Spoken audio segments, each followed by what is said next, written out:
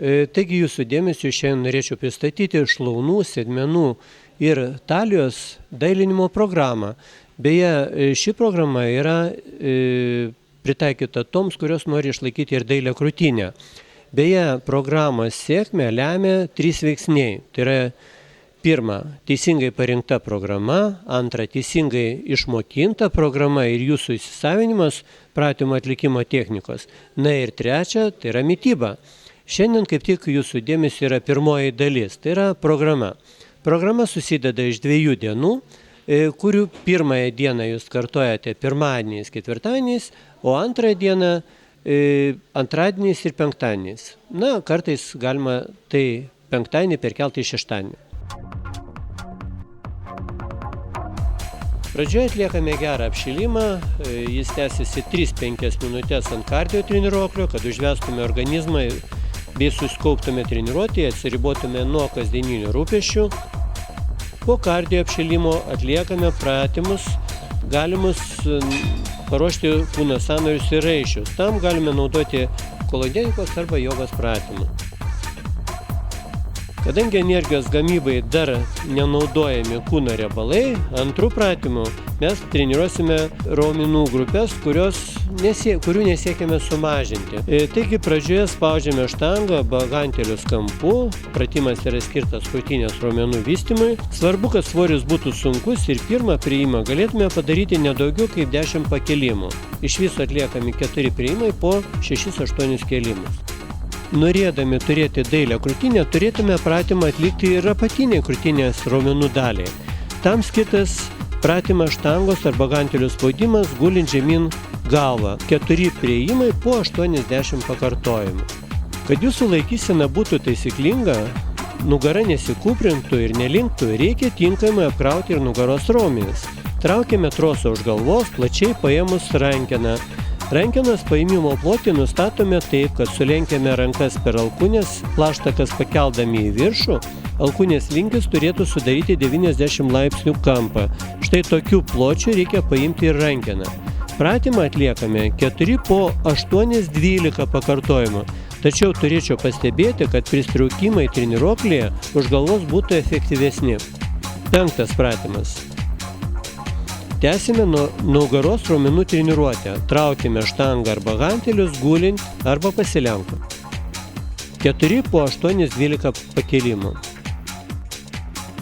6 pratimas. Dauguma žmonių skundžiasi, kad ilgainiui pastovėjus pradeda jausti skausmą juosmens srityje. Kai šios nemalonius pojūčius pašalintume, turite atlikti pratimą stiprinantį juosmens srities nugaros raumenis. Traukime gantelius palinkus ant suolo kampu. Traukiant alkūnės turėtų būti siauriau, mentis suvedame. Ganteliai turėtų judėti arčiau dubens linijos. Pratimas atliekamas labai lėtai, 4 po 10-12 pakartojimų. 7 pratimas. Dabar jau jūs esate šiek tiek nuvargusios. Energijos gamybai įsijungia riebalinis audinys. Pradedame mankštinti tas raumenų grupės, kurios norėtume sumažinti. Tai yra sumažinti jų apimtis. Pradedame nuo šlaunų. Stumti kojomis svorį, kai kojos ant platformos pastatytos vidutinėme plotyje. Stumdamas platformą, kojas ištiesime pilnai. Lenkdami kojas, jas lenkiame tiek, kad neužiestume dubens. Pratimas atliekamas labai lėtai, 5 po 12-15 pakartojimų. 8 pratimas. Vidurinėje šlaunų dalyje dažnai būna susikaupęs nemažas riebalų kiekis, kuris darko šlaunų formą. Suvedimai kojomis į vidų staklėse 5 po 12-16 pakartojimų galima būtų atlikti ir 20 kartų. Puikiai išspręs šią problemą. 9 pratimas. Gražius sėdmenis ir dailią užpakalinę šlaunies dalį dažnai turi tik jaunas merginas. Pas vyresnės moteris tai stebima retai.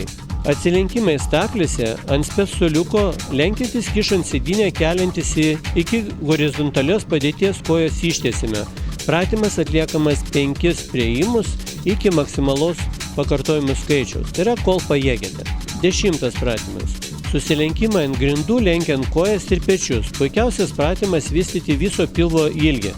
Atliekame 5-7 priėjimus po maksimalų skaičių pakartojimų. Kuo lėčiau ir ilgiau sugebėsite atlikti šį pratimą, tuo gražesnį pilvuką turėsite. Dabar galite apsirengti šilčiau ir atlikti 20-30 minučių kardio treniruotę. Tempas turėtų būti lėtas, pulsas neturėtų viršyti 120 dūžių per minutę. Po treniruotės atstatykite dalį energijos. Tam puikiai tiks kelios greipfrukto skiltelės ar pusė banano. Na, o vėliau proteino kokteilis. Antra diena. Pradedame nuo apšilimo kaip ir pirmąją dieną. Antra dalis. Kadangi kūno riebalai dar miega, vėl pradedame nuo pratimų skirtų raumenų grupėms, kurias norėtume stangrinti, dailinti, bet neturime tikslo mažinti apimčių. Rankos ir pečiai, kadangi raumenų apimčių didinti nenorime, pratimus atliekame ne su santykinai nedideliais svoriais. Hantelių spaudimas sėdint nuo pečių, hantelių žemai nenuleidžiant. 5 po 10, 12, galima ir 14. Trečias pratimas – rankų lenkimas pasukant su hanteliais. Pratimą galima atlikti ir sėdint. Hantelių kelti aukštai nereikėtų, judesį atliekame lėtai. Tai bicepso apimčių nepadidinsime, tiesiog jam suteiksime sportiškumo. 5 po 10, 12 pakartojimų.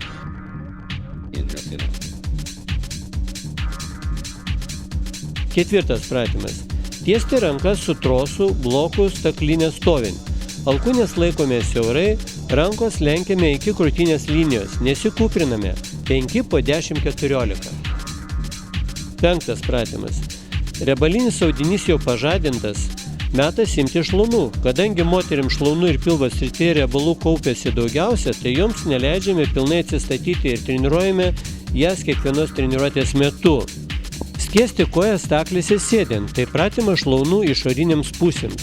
Daug moterų turi problemų, kartais vadinamų galifė kelnėmis. Pratimą atliekame 5 po 12-16 pakartojimų, gal net ir 20. Šeštas pratimas. Mirties trauka teisingai atliekant yra puikus pratimas sėdmenims ir užpakaliniai šlaunies daliai. 5 po 12-20. Lenkiantis nugara būtinai turi būti tiesi. Ne veltui pratimas vadinamas mirties trauka. Kai neteisingai jį atliekate, galimos ir traumos. Septintas pratimas. Lenkti kojas gulint staklėse. Dar kartą atakuojame celiulito sankaupas užpakalinėje šlaunies dalyje. Pratimą reikėtų atlikti lėtai, kad stipriai jaustumėte skausmą ir karštį. Gal skamba ir žiauriai, bet rezultatas bus puikus. Aštuntas. Pastebimai blauzdai viena koja su savo svoriu ar nedideliu papildomu svoriu.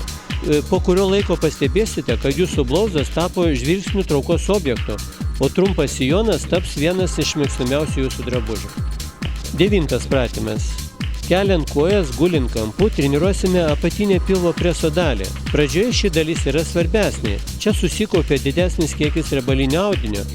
6-7 prieimai po maksimum pakartojimų. Neužmirškite, kad pratimas atliekamas ypatingai lėtai ir kiek įmanoma ilgiau per skausmą. Kojų žemai nenuleiskite, kad nekentėtų nugara. Vėlgi, po treniruotės, jėgos treniruotės arba treniruoklių treniruotės reikėtų skirti 20-30 minučių kardio treniruotės. Štai pirmą sėkmės dalį jau pristačiau. Jeigu jūs abejojate dėl savo pratimų atlikimo technikos, jūs galite atvykti į Kauno geležinių žmonių klubą ir gauti 2 treniruočių pagalbą būtent technikos išmokimui. Neužmirškite, kad mityba taip pat be galo yra svarbi. Taigi jūsų raumenims yra reikalingi baltymai, jūsų sąnariams kolageninis baltymas, na, o intensyviai treniruojantis, neužmirškite, kad jūsų organizmas žymiai daugiau sunaudoja mineralų ir vitaminų. Taigi šie produktai turėtų taip pat būti padidinti jūsų racione.